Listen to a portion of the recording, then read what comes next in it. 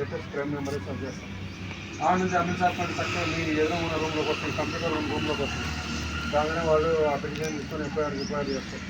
చేసి ఆ పక్కన ఉన్న రైటర్ ఏంటంటే మీ కూడా నలుగురు పేరు తీసుకొని వచ్చినప్పుడు నువ్వు కూర్చొని మనం వెళ్తాం. అవును సార్ అంటే విద్యార్థి రాసుకుంటే ఇది జరిగింది ఈ టైంలో చెప్తే నేను వచ్చింది ఆ విధంగా నాకు స్టేట్మెంట్ తీసుకుంటాం. మళ్ళీ ఆడ కొట్లాడకపోయిన కాడికి నువ్వు పోతాం. కొట్లాడికి రైతులకు ఇంటికి వస్తాం.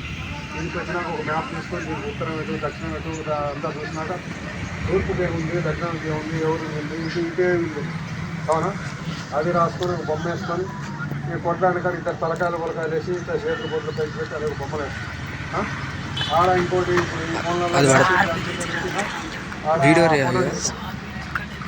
ఫోటో దిగిన చూపిస్తాం. మళ్ళీ ఆడ ఒక ఇద్దరు విషయాలు తీసుకుంటాం. ఆ ఇద్దరు విషయాలు తీసుకుంటాం. వాళ్ళ పేర్లు ఊరు వాళ్ళ నాన్న పేరు ఇదంతా అయిపోయినాక లాస్ట్ ఏం జరుగుతుందంటే ఆడ ఇది అయిపోయినాక ఆ ఎఫ్ఐఆర్ కోర్టుకు పోతుంది. ఆ తర్వాత మళ్ళీ మనం ఏం చేస్తామంటే అది కంప్లీట్ అయిపోయినాక ఒక నెల టైం తీసుకొని ఛార్జ్ షీట్ వేస్తాం. మళ్ళీ నిన్ను కొట్టినందుకు ఇప్పుడు డాక్టర్ కాడికి పంపిస్తాం. ఆయన సర్టిఫికేట్ ఇస్తారు. నేను పెద్దదా చిన్నదే పడేది.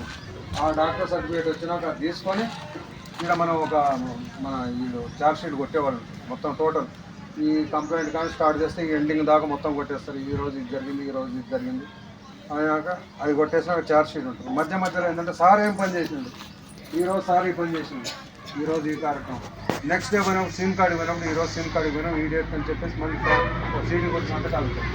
తర్వాత ఛార్జ్ షీట్ చేసినప్పుడు కూడా సీడీ కొట్టి సార్ సంతకాలు ఉంటాయి. అది ఆ విధంగా చేసినాక ఇదంతా కంప్లీట్ అయినప్పుడు ఛార్జ్ షీట్ వేసి మనం కోర్టు ముందు చూపిస్తాం.